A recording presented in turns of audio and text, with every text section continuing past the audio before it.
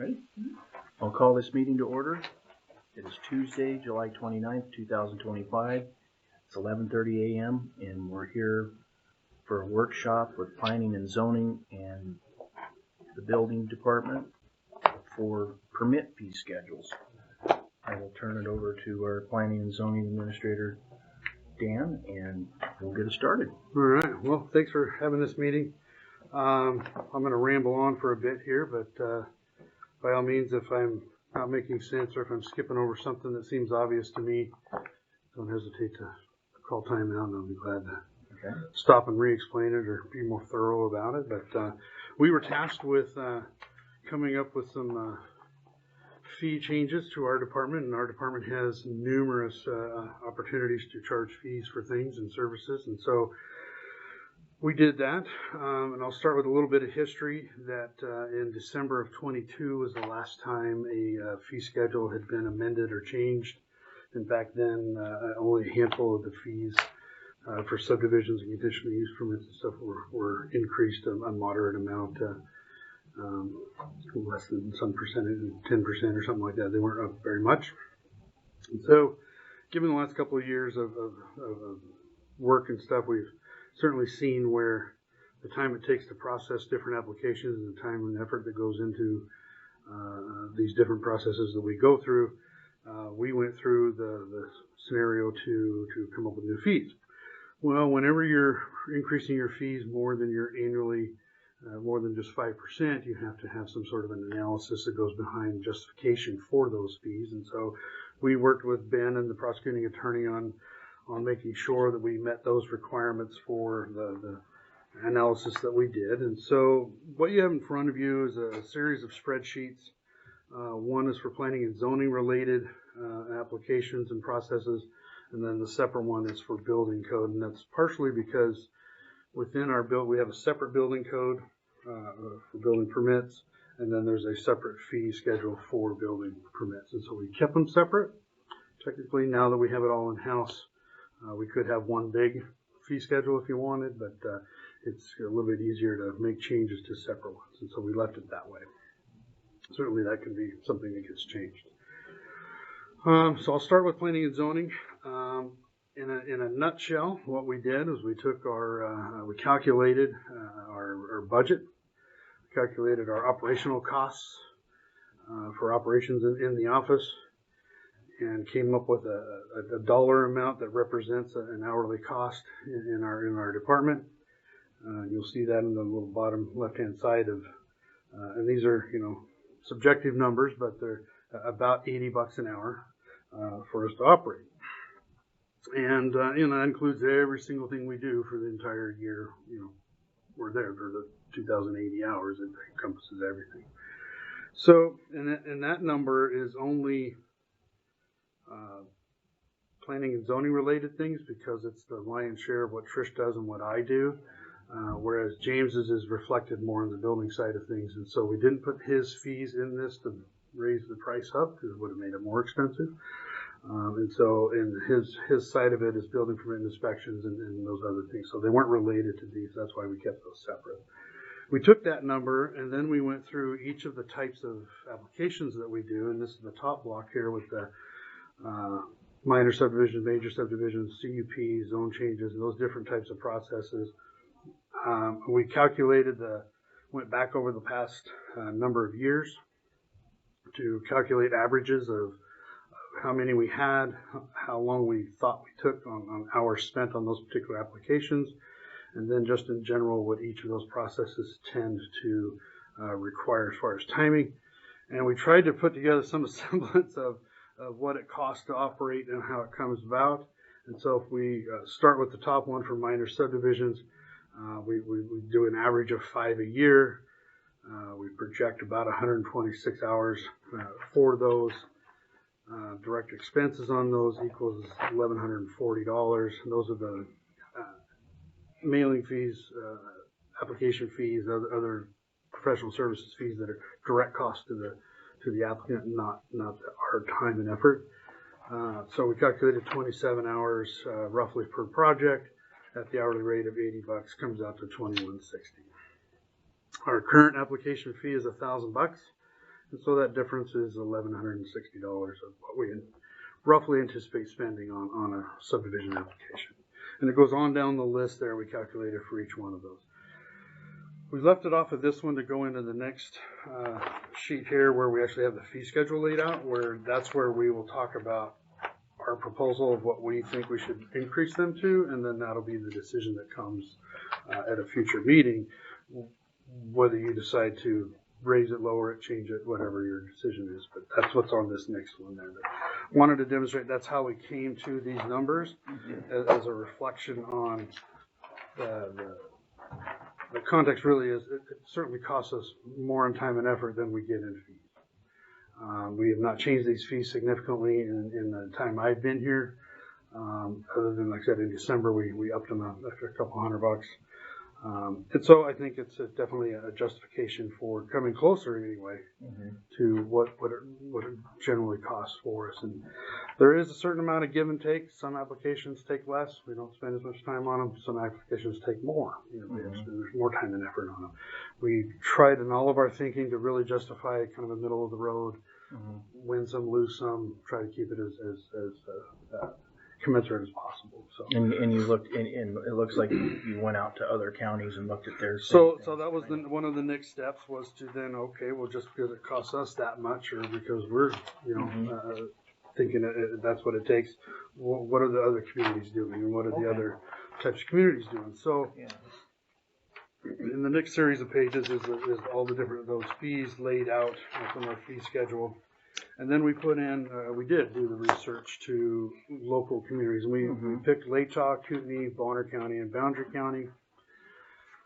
We left out the cities because cities have quite a bit different way of doing planning and zoning business stuff. And so their fees aren't as matchable. And we're trying to do our best to compare apples to apples and oranges to oranges. And that's where you'll see this chart off to the right-hand side is a little bit cumbersome to read, because you kind of have to figure out how they decide to charge for their application. And everybody seems to do it a little bit different on how they broke them down.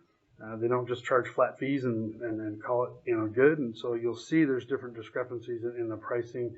If I can help explain any of those, we have gone through each one, trying to figure out how each one charges their thing and trying to figure out, for instance, the very first one, minor subdivision. You go to Latah, and pretty much it's $1,000 is at the end of the day. That depends on the number of lots, and there's some other things, but pretty much it's $1,000. Well, that's right where we're at. So we're proposing to do that. And you go to the next one, Kootenai County. They start at $24.64 for a minor subdivision, and then there's other fees that are associated with theirs as far as the per lot fees and the additional hearings fees. Bonner County does a similar thing where they go down the list based on the number of lots is where they come to, and they start at 1,000 and it goes all the way up, depending on how many number of lots you're in. So they broke it down a little differently. So we tried to show that on how they broke it down and to demonstrate that, one, we're doing the same thing, or we're right in the middle, that we're doing a similar thing to the neighbors. We're not asking for anything significantly more than any of them, or we're trying to make sure that we're not the highest, but we're not the lowest as well. So if there's any questions for that, and I can, before we go too farther, otherwise from here, my plan was just go through line item by line item, and then looking at the current versus what's being proposed. And then if there's questions about why we decided to go to that number versus another number, we can do that individually. And then in the end, you'll still have, again, you're not making any decisions today on what's going to get approved, but ultimately, your task will be to look at these and decide, yep, we're going to go with that number, or we think it should be lower, or we think it should be higher than that, whatever the reasoning is. And then if there's questions about a particular fee, we can certainly answer the question as to why, which goes back to the justification for the increase in the fees. So currently we're getting $1,000 for an application fee. We're proposing to increase it to $1,250. The final plat fees that goes with that is currently $25 per lot up to 4 lots, and $50 from 5 to 9. We're looking to increase that to $50 for 4 lots and $100 for up to 9 lots. Major subdivision goes from $1,200 to $1,500, and the final plat fees is $100 per lot, and we're increasing that to $125 per lot. Before you go down all, just so I can understand, did you use a formula for the increases? Because you're still not coming up to the actual cost, right?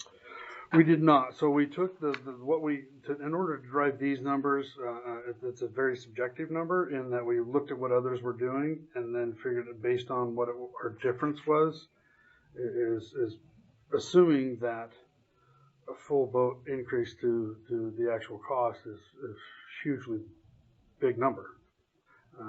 And so we didn't go the full boat $1,100 increase.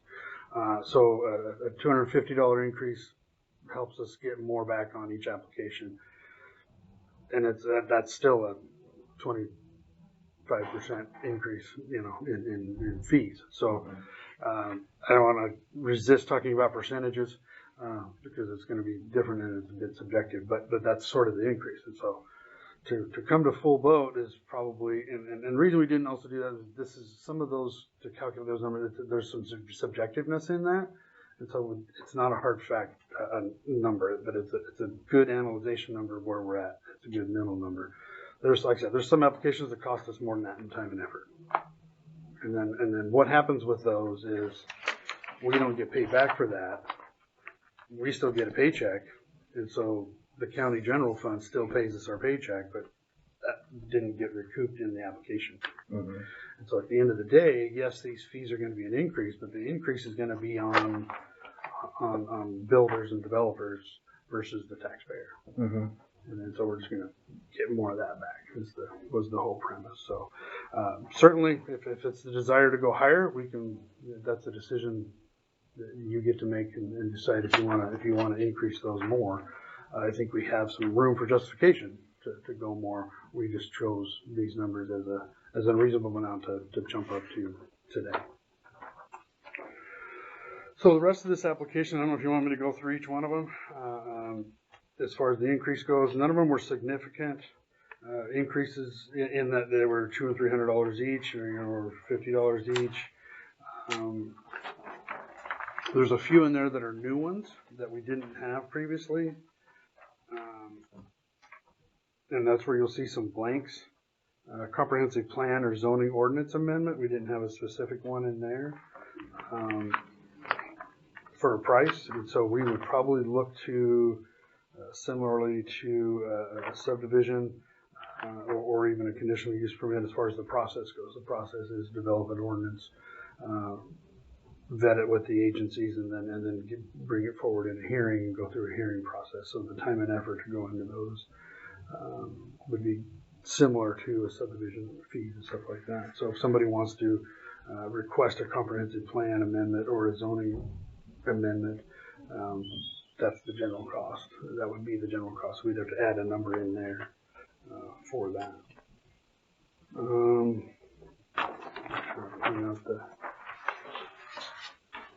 Mountain Overlay District was one charge. That's going to be on. We don't have pages on these.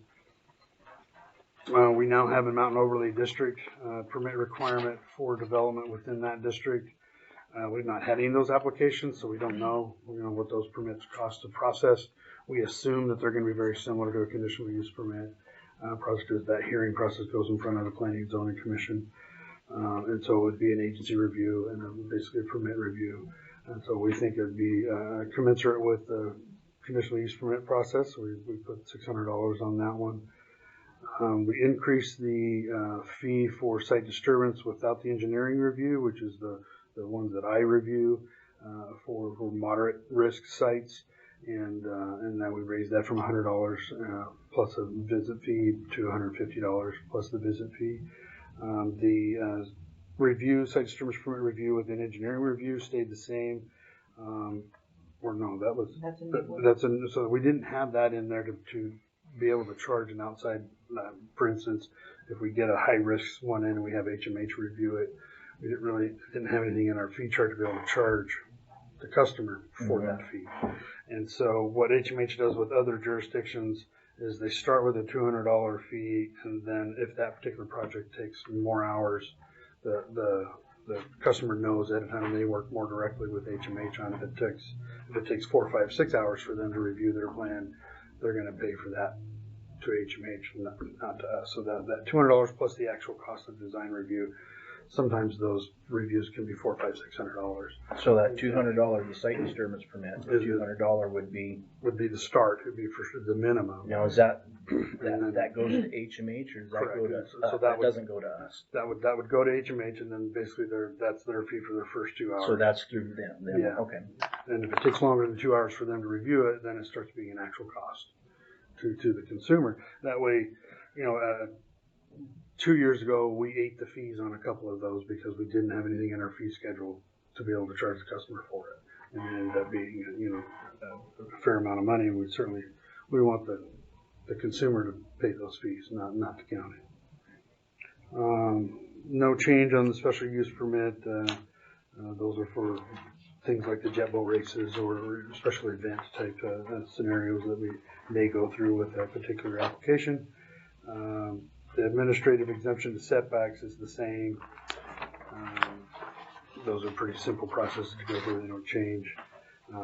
Zone change, we upped it because the process we would go through for zone changes, similar to subdivision, it's an agency review and it's a hearing process, so we upped that to $750. And commercial subdivision would be a greater process because of the commercial nature, so we upped that to $1250. We now have, although not officially adopted, it's a future ordinance, we will get a agricultural protection area district eventually, and if somebody wants to go through that process, there'll need to be a fee for that. And so that'll be an amendment where we're on the books to work out the amendments that this legislature put forth this last spring, and we'll get that back before you, hopefully before the end of the year.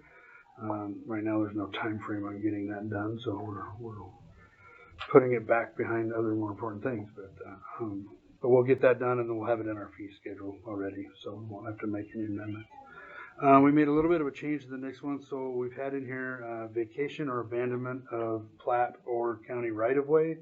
We added in road validations, and so as we get these future cases of road validation requests or the request for right-of-way, there's a fee associated with those.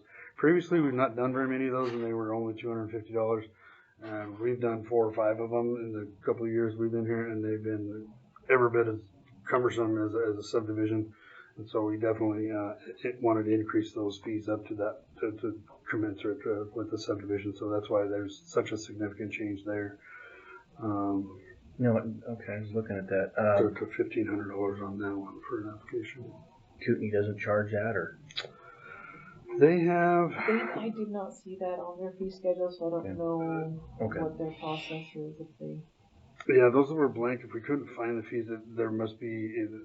Sure, they do vacations and stuff in Kootenai. Yeah. So whether it's a different department that does those or not, we're not 100%. Okay. A variance, we don't do very many variances, but we increased that a little bit because again, it's still a process to go through.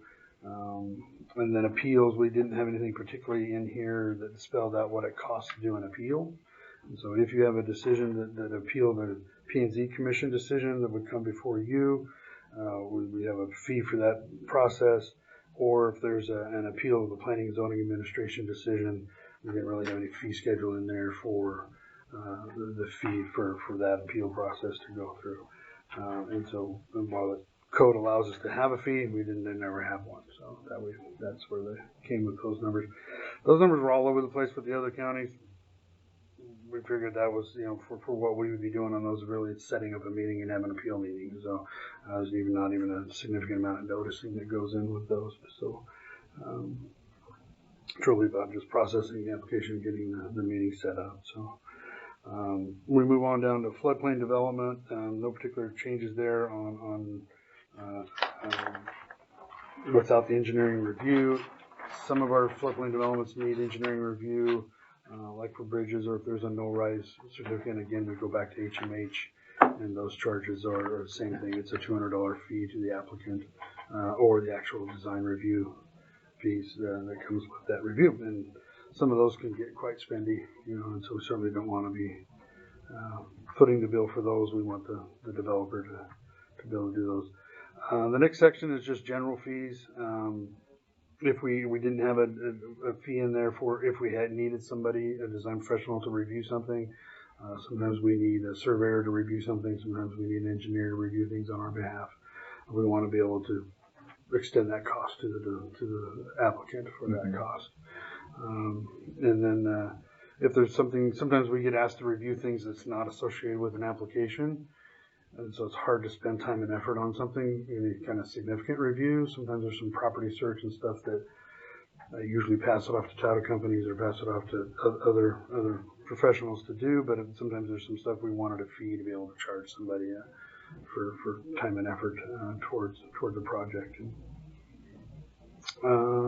Survey reviews, no change. Maps and stuff are no change. At the bottom of that one, we put in a technology fee. A lot of communities are charging a technology fee for the different softwares that they use. Because we use particularly ArcGIS, and we pay for a subscription seat for that, and we use that for a huge percentage of the work we do. We thought that might be reasonable to charge that with applications. It's a nominal amount, but at the end of the year, it could be at least helps us pay for that subscription. And we also have in our budget for Adobe, so we can process applications and those kinds of things. So we pay extra for that software, and that's what those fees are So who typically in there for. And maybe get a permit system where we could have an online. So each building permit would get an additional $25 fee, or each application would get the additional $25 fee for technology fee. And so it's a way to help pay for the software.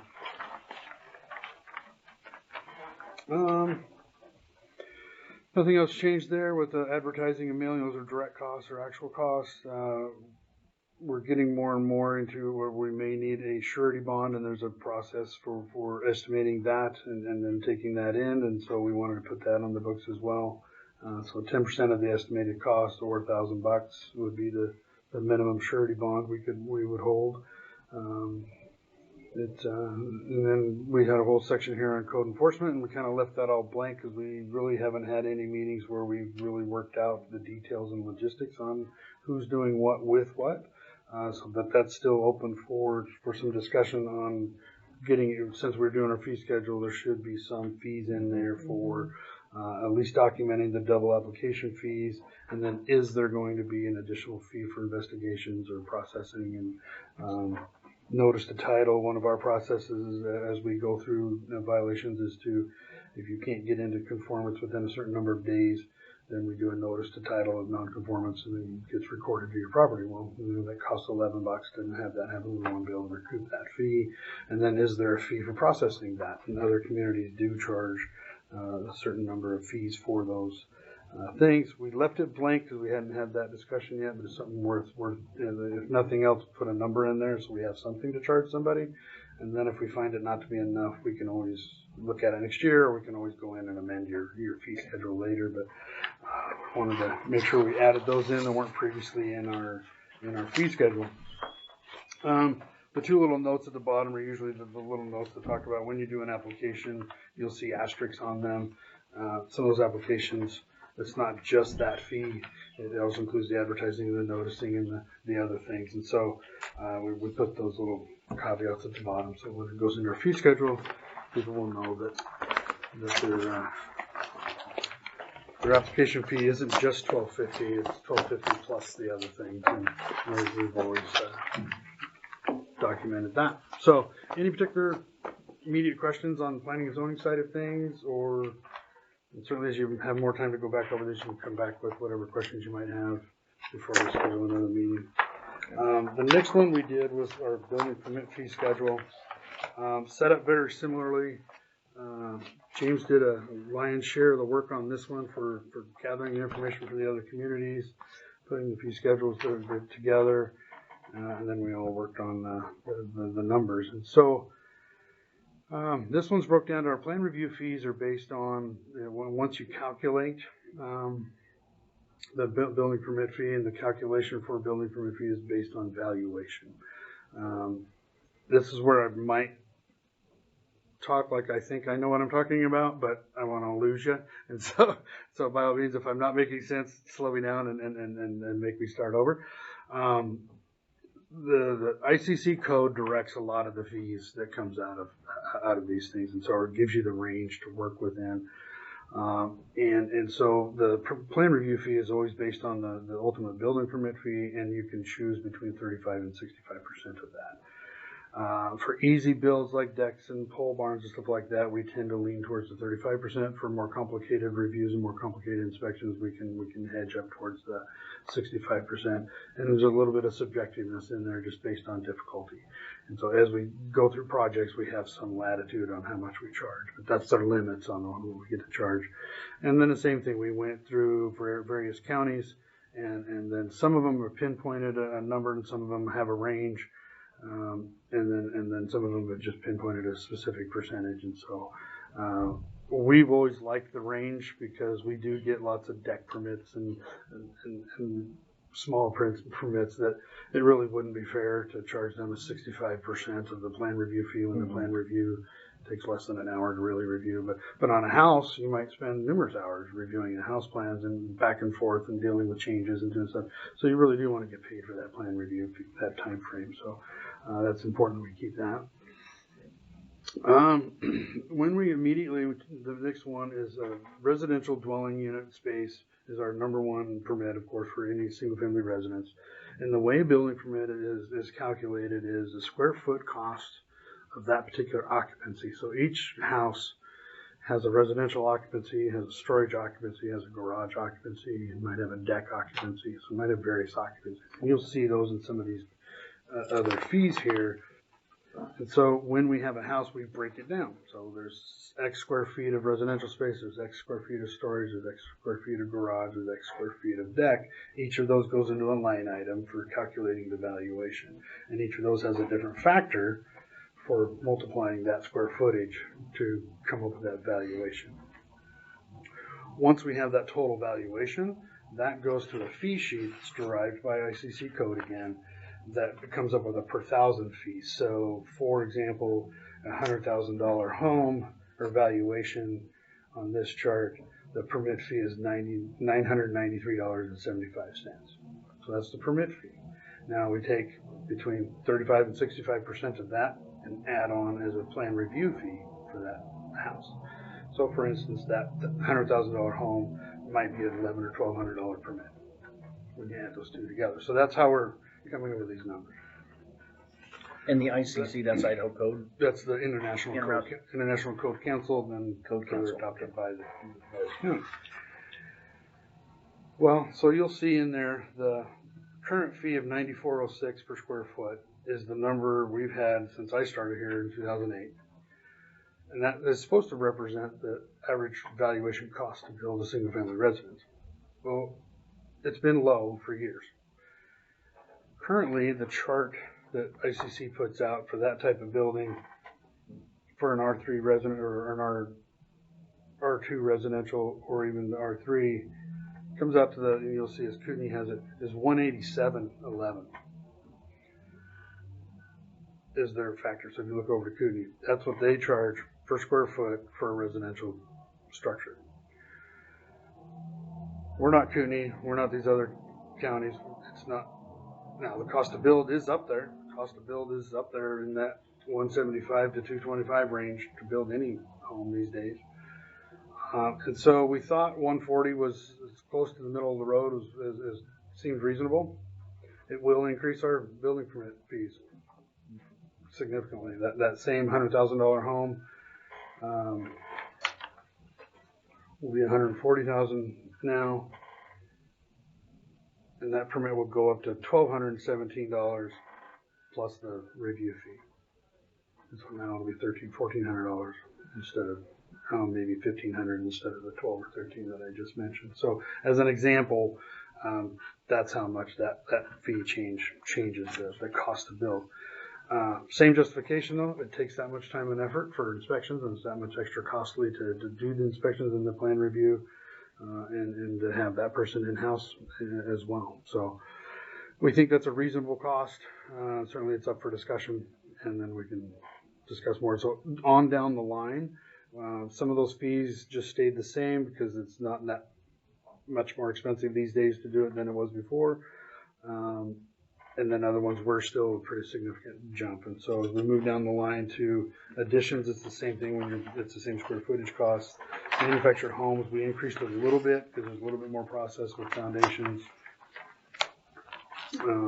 Residential garage stuff, again, and a lot of these are just a basic 5% increase, because still those reviews and processes really haven't changed.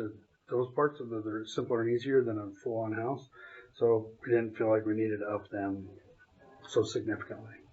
But it is an increase and brings it up that little bit, and hopefully it makes us a few more bucks. So going down the line, each one of those is a pretty moderate lift on increases, and again, most of those are right at that 5% category.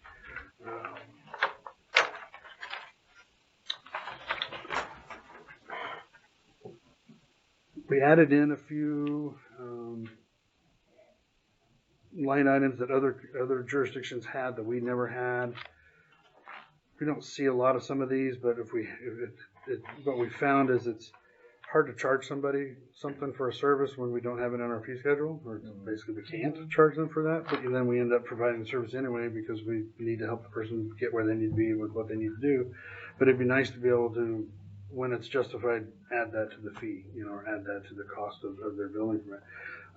Things like special inspections and stuff, and we'll have a couple more of those in here. We broke out some of the, used to be all in one, the patio cover, breezeway, and deck and patio kind of used to all be in one. We broke it out to show what other jurisdictions were charging. Probably when we go back to doing it, it would make more sense rather than having 3 line items for essentially the same type of bills. We put those all in one, and so it makes it easier to read the fee schedule later. But we wanted to break it out to show what other communities were charging for those same services. We didn't really have a charge for unfinished versus non-finished basement, and so we added that in, and it's the same cost as a regular home. We didn't have a fee for special inspections, and we get those from time to time to come out and assess where they're at on something, and then while we can't describe to them, how to build something and then turn around and inspect it, we can guide them on, yes, you need a permit, yes, you need a state to inspect this, yes, you're going to have to go back to this point and start over with this, but we can't really go spend time and effort driving up to somebody's house without getting paid for it. And so we wanted to be able to, when it's appropriate, charge for that service. Again, moving on down the line, the fees didn't change, and so we just left them that way. We increased them a little bit here and there. Sign types, we didn't really have a particular sign fee in there, so we added in there depending on the type. Again, as we get more development, we're going to get more signs, and we want to be able to charge an appropriate fee for that. Solar panels is a new thing, a newer thing that we didn't really have a fee for. And how do you, what occupancy or what permit do you put that under? It's kind of an addition, but it's not really an addition. But it's things. So we've narrowed down on what those usually are. Those are similar to a roofing permit, where it's really just an inspection of how it's being attached to the house and make sure it's a reasonable attachment and it's not going to cause a structural problem for the house. And so we put those fees in there. Same thing for wind and telecommunication towers. We always had kind of a commercial value on that, and that was a little bit too subjective. Whereas here we'll be able to charge a little more appropriately for the type of tower. Because we get some short little 20, 30 foot communication towers versus a great big old cell tower. We want to be able to more appropriately charge for those. Now that approved declared value, you're taking a square footage price on that, or you're taking a what? Well, what happens on those with commercials, then the engineer or the applicant submits a what's the declared value of this project, and then he works with James on determining it's the cost to build the materials and labor for the structure is what the valuation ends up being. Sometimes those are the valuation of the whole project might be millions, but the cost to build is not millions, and so we don't want to charge a building permit on millions when it's really only 500,000. And so, but when it's 500,000, we want to make sure we're getting paid for those inspections. So for instance, like a cell tower. Cell towers, we're inspecting the plan review and we're inspecting the foundation, the rest of the structure is getting built according to an engineered standard. We're not inspecting those welds or those bolts together or those kinds of things. That facility is worth millions to a Verizon, but the permit itself is only a $300,000 or $400,000 valuation on the build part. And so we want to, that's where it allows us to justify the building permit based on that, not on the valuation of the whole project. That would be. Okay, I see what you're saying. There's a lot. We would like to collect permits for that much for millions of dollars Yeah. valuation, but that's not what the industry So standard the was. value that you're doing, yeah, okay. Yeah. So, and each project's a little bit, not the same, and so to have a solid number doesn't always apply because it'll be too much for one and not enough for most others, and so having the ability to work with the building official on declaring that is the way the industry does it and the way it's always worked that way.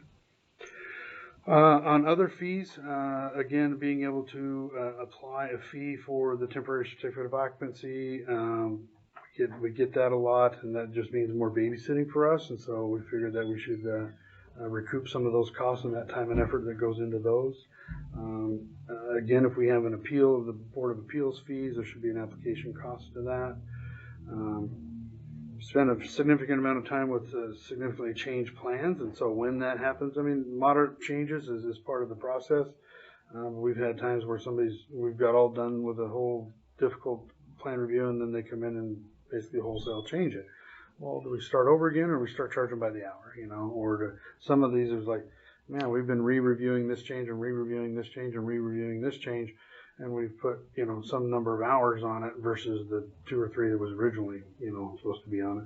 We'd like to have a fee schedule so that we can legitimately charge for those additional fees if needed. Many of these, like I said, were fees that we didn't directly have, or we didn't have at all, and so permit renewal fees. We have a lot of those where they just languish out there, and so if we can charge a little bit of money to babysit them, it's also a little bit of a, gets people to get on with it, get the build done and get it done, so we're not babysitting whether or not it's complete or not, and move on with that. But again, having it in a fee schedule is required in order to be able to charge it. So. Administrative fee for filing a certificate of non-compliance, similar to the notice to title for P&Z related stuff. We left that blank. There's a fee to charge for that. We want to keep it the same, but whatever the fee is derived for P&Z, we should do the same thing here. And then other jurisdictions have a fee to release the title once it's mitigated. There's another fee for taking the notice to title off, because there's another recording that happens to undo the notice that was put on there. And again, all those fees should be on the applicant, not on the county. We shouldn't be eating recording fees of any kind. So we want to have a method of not only charging for those fees, but also for the service fee for having to go through the process. Talk to me a little bit about the investigation of code violation / blight. It's like the 4th one up from the bottom or so. Somebody reports a blight, you go out and investigate. We would charge if they were found to be in violation, we would charge them.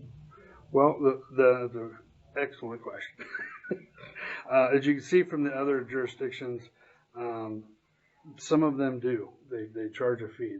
We had the same question: who pays that fee? And what if you go out and inspect and determine that there is no violation? Then is there a charge, or how do you charge people for that? So we had a question mark on that. That certainly is a good debate to have on are we going to charge something of that nature, or is the double the fee once you go out and determine there is a violation and they need a permit to fix it? Is it double the fee for the permit and that's the penalty, or is there an additional penalty? Like I said, other jurisdictions do it, so raise the question on should we be doing some sort of a inspection fee, or have the ability to charge it if need be. Certainly, I think what will happen most of the time is you'll get a complaint, you'll go investigate. If indeed there is things that need mitigated, you'll have an opportunity for a permit, you'll double fee. if it takes more and more investigation to get to the bottom of it, then maybe there's an opportunity to charge a fee, and ultimately there would be a bill to the person. Yes, you'd have to determine, are they guilty of something first, before you'd be able to legitimately charge them something. And in the meantime, you're probably eating that time and effort for that investigation until then. But having it on a fee schedule at least allows you to charge it if it's reasonable or fair. Certainly there needs to be some direction and some sideboards on how you apply that. We're not looking to willy-nilly charge people for stuff, and certainly we don't, not many people will complain if they get charged money to come in the door and complain. So that's not going to happen. That's not what it was intended to be. So it was definitely as a way to, is there, besides the permit fee penalty, well, there might be an instance where, for a blight situation, okay, well, there's no permit coming out of cleaning up your property. There's no permit we're going to issue. So where would you apply the the citation, where would you apply that fee to? Or would you? Would it just be, well, on blights, we tell them and maybe they clean it up, maybe they don't. I mean, this is probably a whole nother discussion that we need to have with how to do the code enforcement stuff, but that we wanted to bring it up and put it in here, so if we're going to adopt a fee schedule, we should have something on it. Now, we don't want to adopt anything that's inappropriate, illegal, or anything of that nature, but if we have something that's reasonable and it's on there, whether we use it or not is up to our policies and up to our process, but it'd be better to have it on there and not ever need it than to wish you could charge somebody that extra time and effort. And that would come from those things where you're numerous site visits or numerous meetings with the people to get them into compliance. Once you get into 2 or 3 or 4 of those meetings, you've really eaten up numerous hours of time, and you go back to the original, each of those hours of time is significant value, and so we really want to look to be able to get paid back for those when it's reasonable.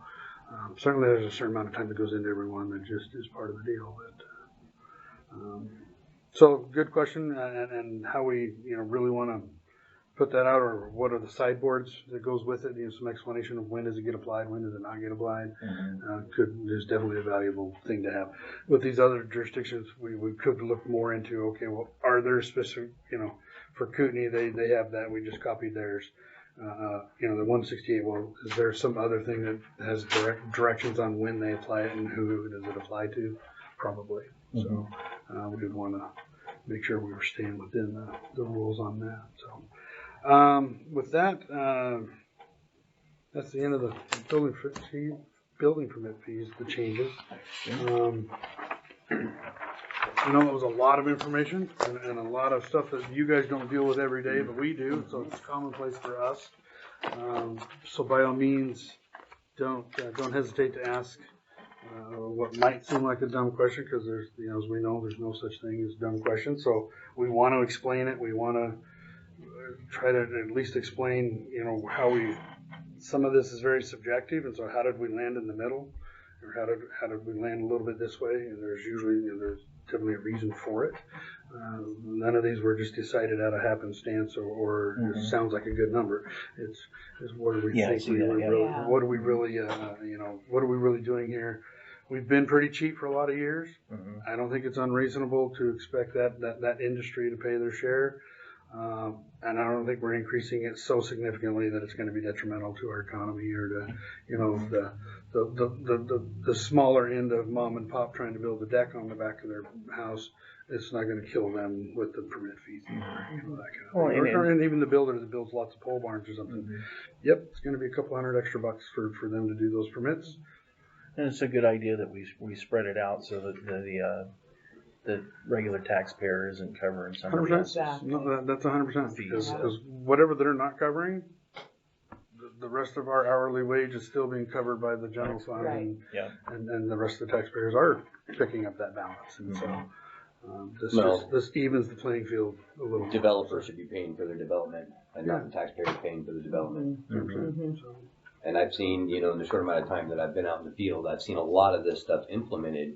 So when I'm out there doing code enforcement, I'm like, I can't really enforce this. We don't have this in our fee schedule. So we've got to add it on there so that way I have a little bit more teeth to get these into compliance. It's covering them and us, really is what it is. So if you really do have a question on the building permit fee, you know, I did a lot of the homework on it, so, you know, reach out to me, I'll explain it. And I know, I did all the talking except for a little bit. These two did the lion's share of the work on the research and the putting these things together. So I want to give them big kudos and pats on the back that they did the lion's share of the work. And all I did was come in and talk about it. And this will have to be a complete notice and Yeah, so we intended to do this as a workshop because we knew this was going to be a lot to talk about, and we didn't want to have that in a hearing and then expect you to make a decision during that hearing. So this gives you the opportunity to develop how we came to these fees, how we came to this reasoning, go through some of these numbers and get comfortable with the increases and the changes, and then develop any questions you might have as far as how we came to those. But then, yes, the next step is to schedule a hearing where we will amend the fees, and it's basically a resolution to change the fee schedule. I noticed that out to all the public. And that goes out to the other taxing districts, and then you do a notice in the paper.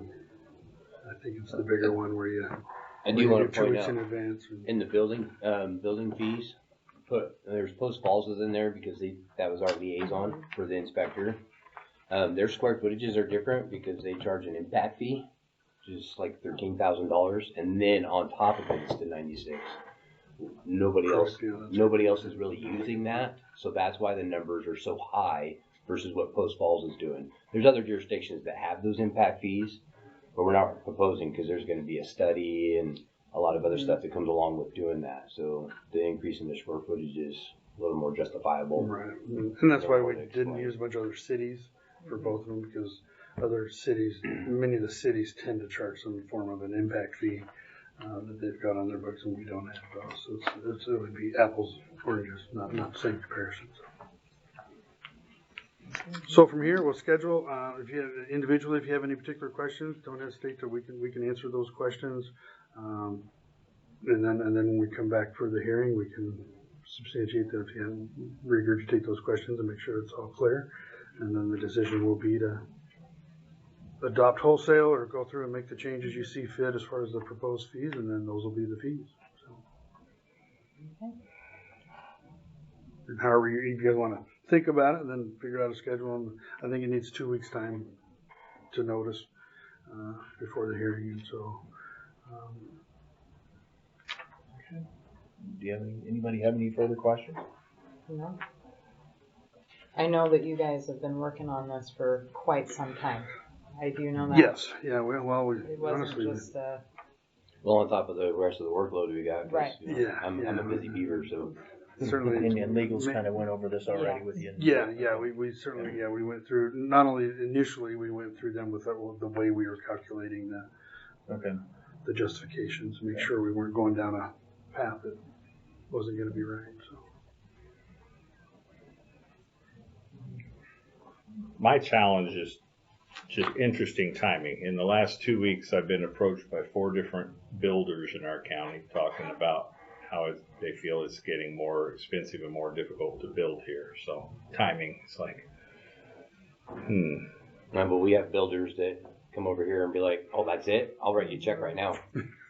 So I wouldn't disagree with that. It has become more expensive. It's become more expensive for everything. Our fee schedule is many years lacking, and it is cheap to build here compared to any other jurisdiction. So materials are costing more, labor is costing more. It's hard to get labor over here.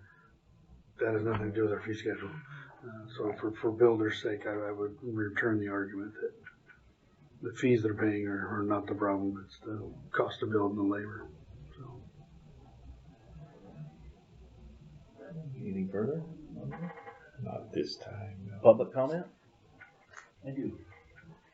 Maybe this doesn't make any sense. If you projected the increases on the stuff that you did last year, any idea how much more revenue would bring in? You know what I'm trying to say. yeah, with the increase, what would the increase That be you for the year? charge for that. We could calculate that number if we change the fees and go back and look at all the permits we issued, but it would take calculating each one of those out. So we did not put the time and effort into that. And so I get where that would be a way to analyze. Well, if it costs $100,000 to do permits last year, and with these new fees, it'd be $125,000. That'd be the increase. I get that would be a valuable number. For us to calculate that though was pretty arduous time crunch. We'd have to go back through each permit and recalculate it with the new fees, assuming the fees are going to stay the same, you know. And so all these fees are going to be a little bit different. So that's why we broke it out by line item, by projected hours, and then so we could probably come up with a percentage increase. Again, I hated to speak about percentage increase because it paints a picture that might not be. It paints a bigger picture than it is. So if you say 40%, that's a big number to a lot of people. But if it's 40% from a number that was 30% low already, it's really only a 10% gain to what the community and what the other jurisdictions are doing. So that's where, if you look at the numbers we projected to, they've been really low. So bringing them up that much isn't. Still, we're not up to these bigger numbers. Any further questions? Yeah, on the vacation abandonment road validations, $1,500, I think is pretty low, because after the Supreme Court ruled that the minutes of the meeting means everything, somebody has to go through the minutes. The title company is not going to. So somebody has to go through the minutes on a lot of these places. Were they ever declared a road? Were they ever vacated? And the county's never kept up. And I can tell you, each one of those books takes about 4 to 5 hours. We've done 20 of them, or 20 years so far. Wow. And there's a lot of stuff in them. Well, And plus, I'll throw this out, the last validation we went through, we spent $90,000 in attorney's fees plus our own attorney. So this, I don't know what you do with that, because like I said, somebody's gonna have to go through the books, because the roadmap HMH is made up is, to me, unless it's on a plat and it shows where it was accepted, you don't have a roadmap.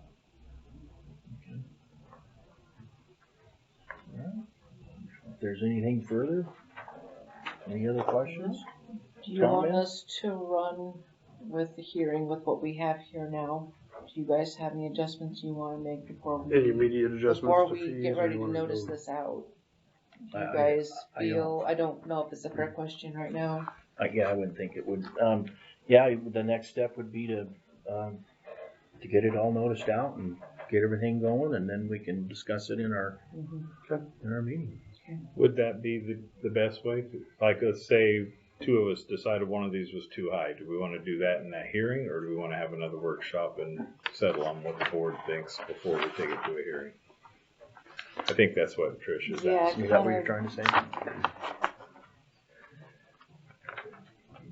Did you guys see anything glaring that may be a little off one way or another?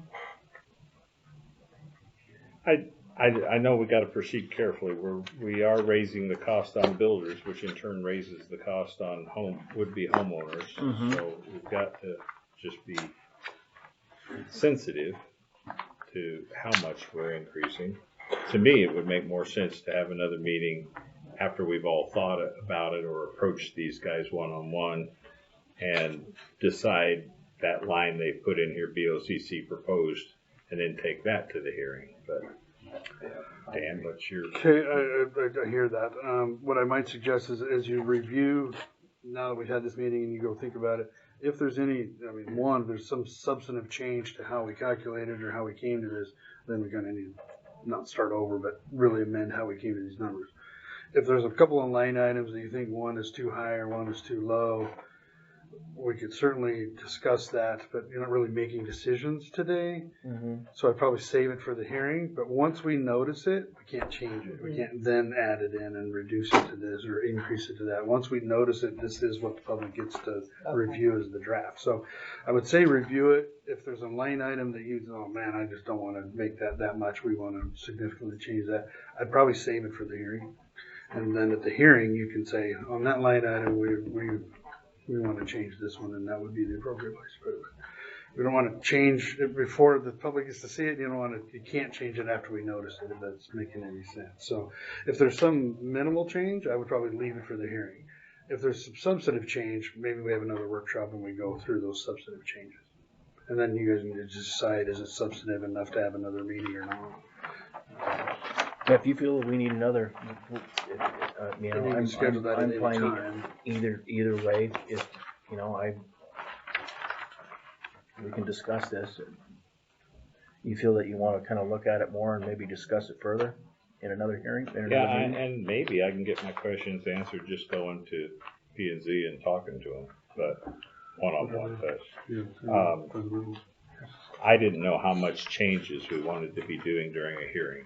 I didn't know. Right. well, you like to minimize it. That's part of the reason for Yeah. the workshop, but also, and that's what it's for, is to, if there's you propose something and then you hear it and then decide to make changes. I wouldn't guess there's gonna be any wholesale changes. There might be some, hey, we wanna go that high, or maybe we think we need to go a little higher on these, you know, but I think it's gonna be a fairly nominal change if there's any change. And then we'll have also public there if they. Once they've had a time to review it Yeah. as well and see this video, and then they'll have a time to go through it, and then they'll have an opinion on those increases, and then their own questions, so, for sure. Yeah, it's up to you if you wanna. I mean, you can schedule it today, you can schedule it any time if you decide to schedule another workshop Okay. for next week or the week after, or whatever works for you guys. You know, you can always schedule another workshop and then decide when we're gonna do the hearing. I don't know if I can get my questions answered without it, so could we wait a week and then give me time to go visit with these guys and then make a decision on whether we need another meeting or if we can just go right to the hearing? Okay, that'd be Yeah. fine with me. That's fine. Alright. Alright. All right. There's Send no- those through. If you got questions, don't hesitate to.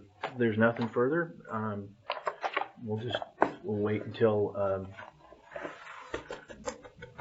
we hear back to whether we need another hearing or not, and we'll go from there. Meeting adjourned. Thank you.